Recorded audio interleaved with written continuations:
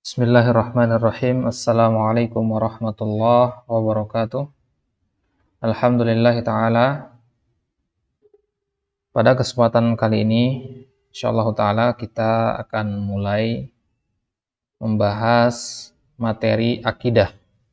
Pembahasan tentang al-aqidah al-islamiyah. Adapun kitab yang kita jadikan rujukan bukan berbentuk kitab sebagaimana yang antum kenal.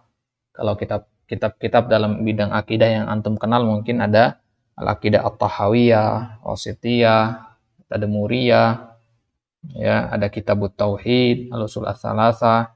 Nah, dan kita tidak pakai kitab-kitab itu, insyaallah itu nanti di lanjutan setelah kita selesai dari pembahasan di sini. Adapun yang kita pakai di sini adalah metode mind mapping. Apa itu metode mind mapping? Yaitu pemetaan pikiran. Ya, jadi materi-materi akidah akan disampaikan dengan menggunakan bagan-bagan, tabel, dan mind mapping. Nah, makanya kita lihat di sini tasjir al-aqidah al-islamiyah. Tasjir itu artinya mind mapping, pembentukan peta pikiran. Jadi kita mempelajari materi-materi tauhid agar tidak monoton. Salah satu metodenya adalah dengan menggunakan metode hafalan seperti ini. Jadi lebih mudah untuk diingat-ingat nanti. Taib, kita lihat contohnya. Nah, seperti ini. Contohnya di materi sekarang kita akan mulai membahas ta'rifut tauhid. Ya, fokus di sini yang di tengah ini ta'rifut tauhid. Ta'rif at-tauhid, pengertian tauhid. Kita mulai dari pengertian tauhid. Pengertian tauhid bisa lihat di sini, ya, garis yang ke sini fil lughah, secara bahasa. Pengertiannya secara bahasa ini. Kemudian contohnya apa? Ya, pengertian secara bahasa, contoh dari pengertian secara bahasa tadi apa? Kemudian pengertian dari tinjauan syariat. Kalau menurut syariat tauhid itu apa? Ini dia pengertiannya. Nah, baru nanti kita ambil pembagian tauhid, begitu seterusnya nanti, ya. Begitu seterusnya sampai kurang lebih ada 56 halaman nanti. Ini mencakup pembahasan-pembahasan dasar dalam masalah akidah Islamiyah. Ini masalah-masalah yang poin-poin utama saja. Jadi tidak panjang lebar, ambil poin-poin pokoknya saja. Kalau bisa dihafal itu akan lebih baik lagi nanti. Ya, karena ini adalah memang pembahasan yang diambil dari kitab-kitab akidah yang ditulis oleh ulama-ulama Ahlus Sunnah. Taib, kita mulai saja. Sekarang kita mulai pengertian tauhid dulu. Kalau kita menyebutkan pengertian suatu kata, kita harus meninjau dari dua sisi minimal. Dari sisi bahasa dan dari sisi istilah. Atau kalau kita ngomong dalam istilah syariat, maka kita meninjau dari sisi bahasa dan dari sisi tinjauan syariat. Ya. Karena contohnya sering kita dengar istilah bid'ah, ya. Bid'ah itu kan ada yang mengatakan pesawat itu bid'ah. Iya, karena dia pengertiannya menggunakan pengertian yang berbeda. Nah, jadi pengertian bahasa yang digunakan. Ya, kalau kita mengatakan pesawat itu bid'ah, naam, benar, pesawat itu bid'ah karena kita menggunakan pengertian secara bahasa. Karena bid'ah secara bahasa artinya sesuatu yang baru. Nah, pesawat ada nggak zaman dulu? Nggak ada, berarti baru dia. Ya, berarti dia bid'ah secara bahasa. Kan tetapi yang bid'ah yang disesatkan oleh Nabi dalam hadis itu adalah bid'ah secara istilah atau secara syariat. Maka penting kita tahu kapan menggunakan pengertian secara syariat atau pengertian secara istilah atau pengertian secara bahasa. Jadi maksimal ini ada 3, ya. Secara bahasa atau lughah, secara syariat, kemudian secara istilah.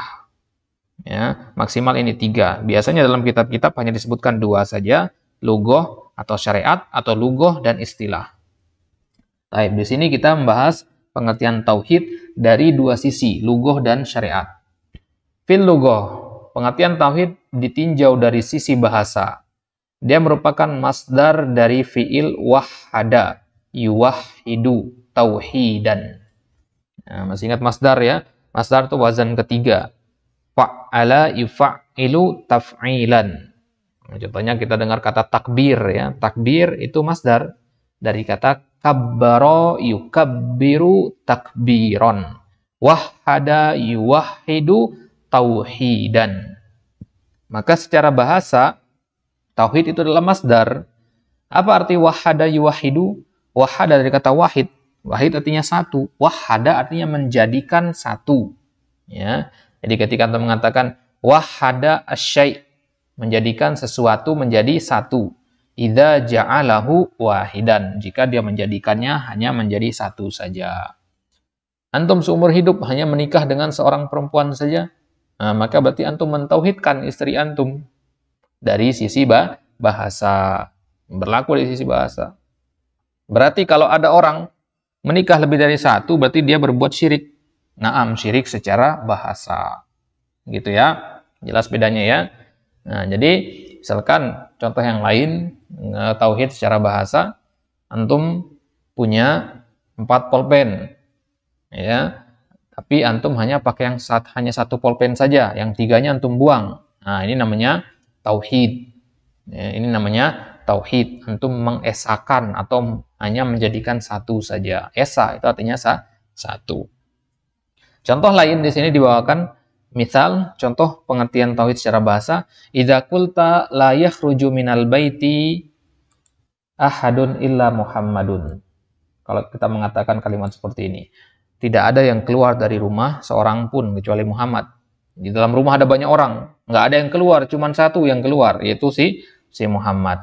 Berarti kita mentauhidkan Muhammad tentang masalah keluar, hanya dia saja soalnya. Tapi kalau kita mengatakan Muhammad dan Zaid, nah bukan mentauhidkan lagi namanya itu secara bahasa ya. Taib. Jadi takunu wahatta Muhammadan bil khuruji minal bait. Maka maksudnya la yakhruju minal baiti ahadun illa Muhammadun, itu maksudnya kita mengesahkan Muhammad, hanya dia saja yang keluar dari rumah. Atau contoh yang kedua, la yakum minal majlisi ahadun illa Khalidun. Tidak ada yang berdiri dari majelis orang pun kecuali Khalid. Dalam suatu majelis, orang lagi kajian misalkan, hanya satu yang berdiri, yaitu si Khalid. Berarti di situ kita mengesahkan Muhammad, mengesahkan si Khalid dengan al-qiyam. Al-qiyam itu artinya berdiri dari majelis. Tapi itu dia 2 contoh pengertian tauhid secara bahasa. Kemudian secara syariat, ya ini yang kita maksudkan di dalam kitab-kitab ya. Kalau misalkan kita katakan tauhid uluhiyah, tauhid yang secara syariat berarti maksudnya, bukan tauhid secara bahasa gitu ya. Jadi dalam kitab-kitab kalau antum ketemu kata tauhid atau dalam Al-Qur'an, dalam hadis, maka tauhid di situ maksudnya adalah secara syariat, dari tinjauan syariat. Maka secara syariat pengertian tauhid adalah ifradullahi ta'ala. Ifrad artinya mengesahkan. Sama dengan tauhid ya. Ifrad dari kata fardu, mufrad. Ya. Kalau untuk belajar nahwu kan ada mufrad istilahnya ya. Mufrad, musanna, jamak. Mufrad artinya tunggal, satu. Jadi ifradillahi ta'ala artinya mengesahkan Allah Subhanahu wa taala dalam apa? Dalam 3 hal. Dalam rububiyahnya. Kita mengetahui hanya Allah yang menciptakan, mematikan, memberi rezeki, mengatur alam semesta, itu namanya tauhid rububiyah. Kemudian ifradullahi ta'ala bil uluhiyah dalam masalah penyembahan, kita sholat, puasa, zakat, kita semuanya kita persembahkan untuk Allah saja, maka itu tauhid uluhiyah. Dan yang ketiga, kita mengakui bahwasanya Allah itu memiliki nama-nama yang baik dan sifat-sifat yang mulia yang tidak sama dengan sifat makhluk, maka itu namanya tauhid asma was sifat. Taib, itu dia pembahasan tentang pengertian tauhid. Insyaallah kita lanjutkan di pertemuan selanjutnya. Jadi ringkas-ringkas saja ya. Singkat-singkat saja. Yang penting ada yang bisa kita ambil faedah insyaallah taala. Allah taala alam. Wassallallahu ala nabiyina Muhammad wa ala alihi wa ashabihi wasallam. Wassalamualaikum warahmatullahi wabarakatuh.